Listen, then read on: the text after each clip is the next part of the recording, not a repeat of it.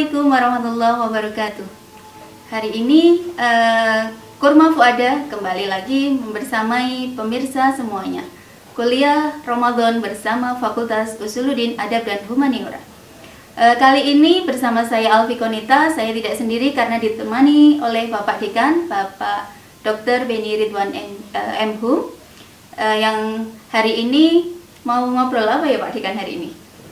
Mungkin yang sesuai dengan karena beliau ini pakar di dalam banyak hal, diantaranya tentang toleransi, pluralisme, dan kebetulan kita di sini IAIN Salatiga bertempat di Kota Salatiga baru-baru ini juga mendapat penghargaan sebagai kota toleran pertama. Jadi sudah sangat pas jika Pak Beni Ridwan sekarang membersamai kita di sini. Selamat sore Bapak. Selamat sore. Bagaimana, sehat? Alhamdulillah sehat. Alhamdulillah. Puasanya lancar nggih? Amin amin.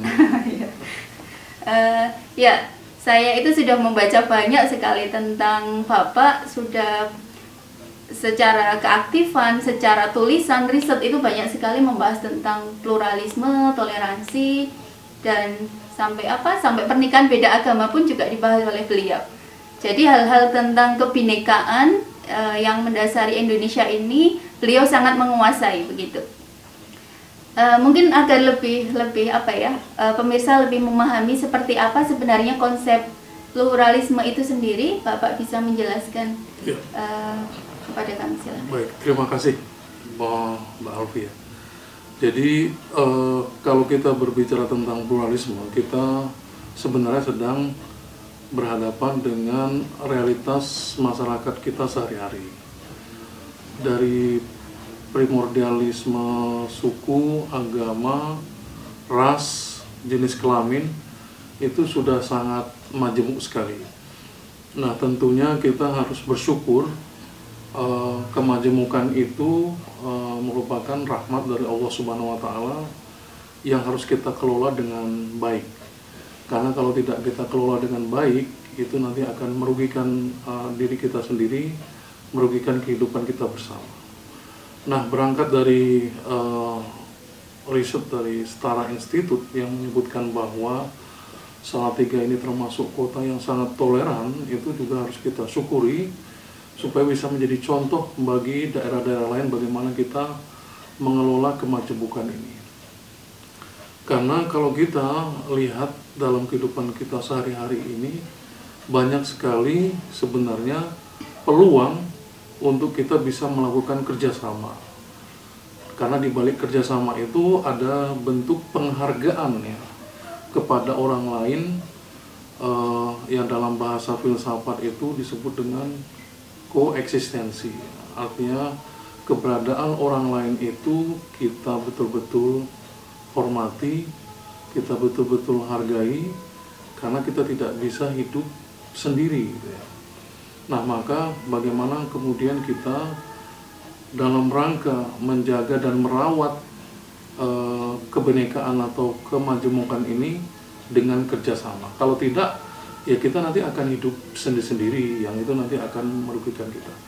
Nah, kerjasama ini sebenarnya kita ingin membangun apa yang disebut dengan bridge atau jembatan agar komunikasi, toleransi, kemudian pemahaman itu bisa tumbuh dan berkembang dengan kita melakukan kerjasama. Nah, kerjasamanya apa? Banyak hal ya. Tentunya kita bisa meng-create untuk kebutuhan-kebutuhan dalam kita menghadapi tantangan dalam kehidupan bermasyarakat. Saya kira itu. Ya, pasti ya. Setara Institut itu kemudian memutuskan Salatiga sebagai kota pertama di Indonesia yang toleran, itu juga pasti ada alasannya. Ketika bulan puasa ini, ketika saya berjalan-jalan di wilayah kota atau di wilayah pelosok pun Pak Dekan, jadi banyak warung-warung yang tetap buka begitu, dan itu pun tetap adem ayem begitu. Atau kalau menurut pandangan Pak Dekan seperti apa dengan kondisi Salatiga yang notabene banyak sekali agama, tapi masih tetap rukun begitu? Ya. Jadi banyak orang salah menilai ya bahwa ketika kita puasa itu diminta untuk menghormati dengan cara menutup warung-warung.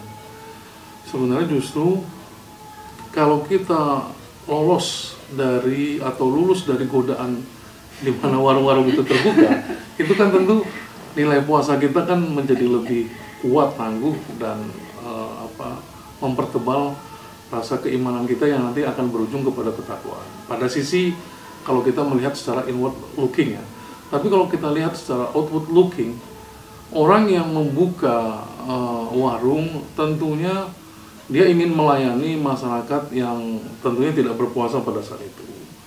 Kemudian dia juga tentunya mencari nafkah dalam rangka dia menghidupi keluarganya. Agar kalau kita lihat secara makro, pertumbuhan ekonomi juga nanti akan naik karena memang dari sektor informal titik-titik perekonomian itu jalan.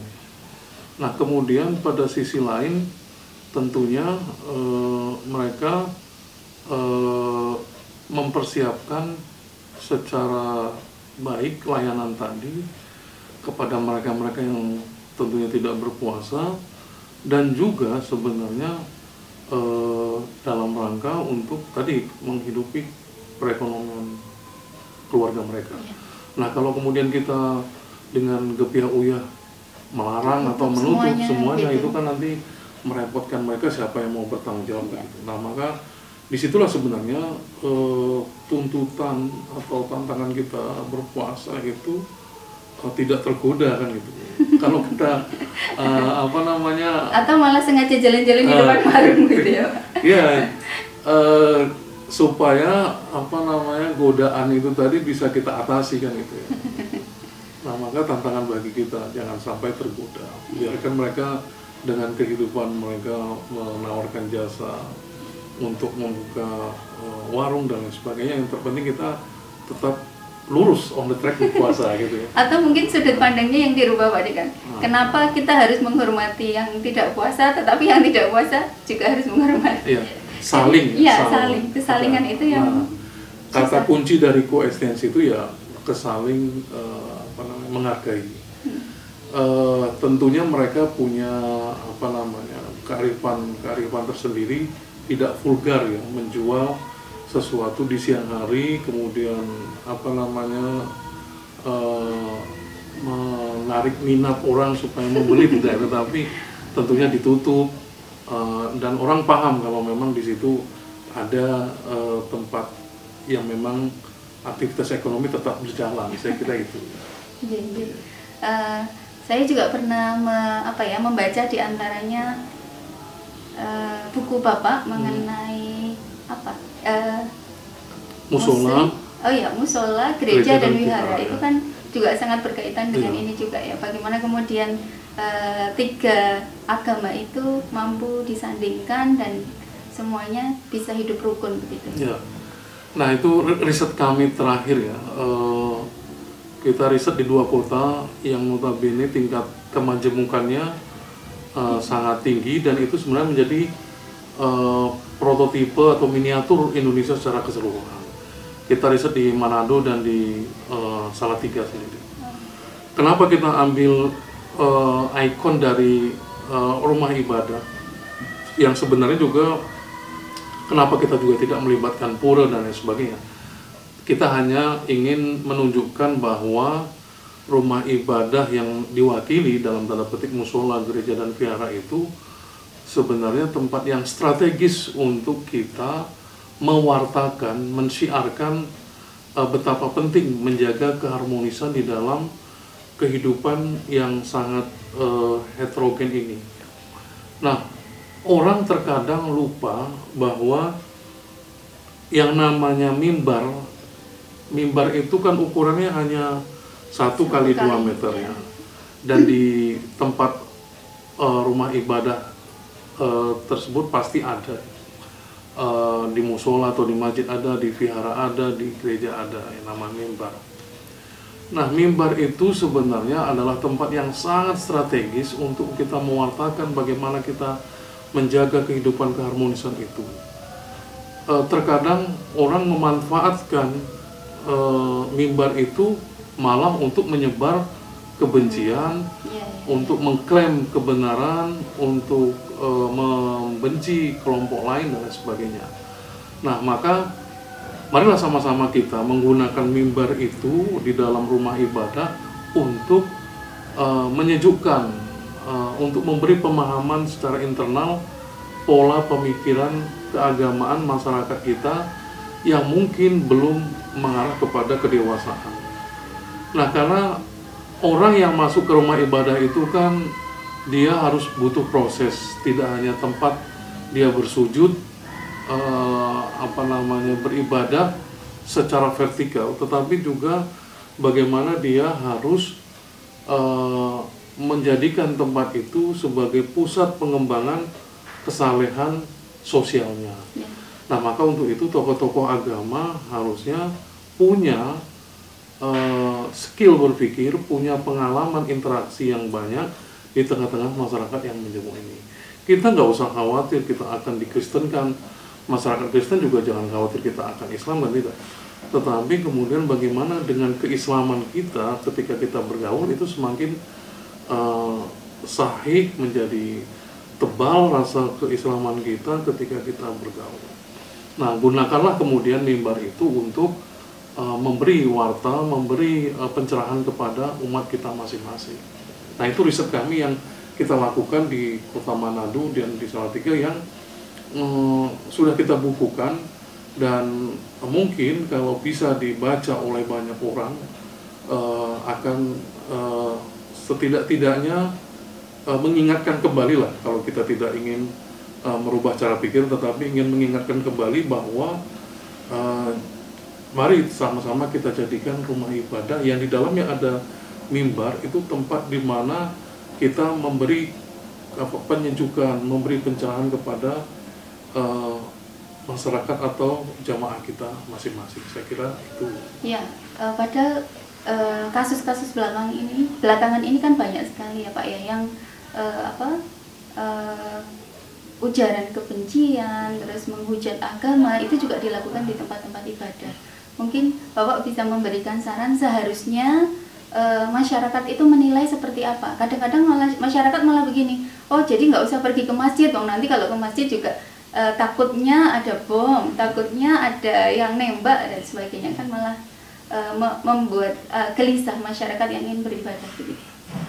Nah, maka kita di Fakultas Usuluddin ini harus bisa memberikan sosialisasi kepada masyarakat bahwa kehidupan ini kita kelola dengan baik. Agama harus bisa memberi pencerahan, agama harus bisa memberi kesejukan, agama harus bisa mempermudah, agama harus memberi spirit untuk membentuk kehidupan ini. Kalau agama kita seram, menyulitkan, itu nanti orang tidak banyak akan beragama secara substantif. Dia hanya casingnya saja beragama, tetapi perilakunya tidak beragama. Nah, maka kita di Fakultas Usuluddin ini membuka seluas-luasnya kepada masyarakat untuk bekerja sama memberikan pencerahan kepada mereka-mereka yang mungkin selama ini terkungkung cara berpikirnya karena tidak disentuh dengan literasi yang baik, tidak disentuh dengan pemahaman kontemporer, tidak disentuh dengan ilmu-ilmu dasar yang ada di agama ini. Nah, maka kita di Fakultas Usuluddin ini sebenarnya punya tanggung jawab yang besar juga untuk bisa memberi sesuatu yang berharga bagi masyarakat, karena memang agama itu harus bisa menjadi solusi, tidak menjadi problem. Nah, sepanjang kita bisa memperkuat keyakinan, pemahaman, cara berpikir kita, insya Allah masyarakat tentunya nanti akan menuju kepada kedewasaan, kematangan dalam mereka beragama. Dan kalau mereka sudah matang dan dewasa dalam beragama, insya Allah kehidupan ini akan baik. Saya kok yakin agama itu memberi dan menjadi solusi yang terbaik. Ya, mungkin itu kalau seseorang menganut agama sesuatu begini Pak Dekan, saya itu tertarik dengan salah satu penelitian Pak Dekan tentang nikah beda agama. Ya, nikah beda agama, apakah kemudian nikah yang notabene itu menyatukan dua hati, menyatukan dua kultur, satu agama saja banyak cekcoknya begitu. Kok kemudian ternyata sesuai dengan penelitian Pak Dekan itu banyak pasangan yang tetap eksis sampai sekarang nikah beda agama begitu. Ya, beda agama atau pernikahan beda agama sebenarnya adalah emergency exit ya dalam kehidupan kita yang majemuk tadi. Gak mungkin orang yang heterogen ini ketika berinteraksi tidak muncul rasa senang gitu ya. Nah, ketika dia sudah ada rasa suka, kemudian masuk ke jenjang berikutnya, maka ketika dia memilih pasangan dengan beda agama, sebenarnya agama juga harus bisa memberi solusi. Nah, itu tadi yang saya sebut dengan emergency exit itu, bahwa agama, kalau kita lihat secara teologis, dia memberi ruang atau memberi jalan keluar untuk pernikahan beda agama itu, terutama bagi kaum muslim ya. Kalau muslimahnya itu kan debatable di kalangan ulama. Nah, tetapi bagi kaum muslim yang dia kuat, yang dia survive, dia bisa secara teologis untuk menikah beda agama. Dan di Indonesia itu secara yuridis, secara sosiologis, secara psikologis itu bisa sebenarnya kita bantu bagi mereka-mereka yang ingin menempuh pernikahan beda agama itu. Karena kalaupun kita nanti halang-halangi, itu nanti akan merugikan semua pihak, tidak hanya pasangan itu saja, tetapi keluarganya. Nah, kalau keluarga terganggu, itu juga nanti masyarakatnya terganggu. Nah, kita memberi asistensi, memberi pencerahan kepada mereka-mereka yang memilih itu, supaya terutama pihak kaum perempuannya terlindungi. Kemudian harta benda mereka juga nanti dijamin, kepemilikannya, dan juga anak atau nasabnya diakui oleh negara. Nah, pengalaman kita selama ini sudah menangani lebih dari 8 sampai 9 pasangan itu. Semuanya ya, masih ya, sampai sekarang masih berlaku, masih dan mereka juga sudah punya keturunan yang diakui oleh negara dengan akte kelahiran.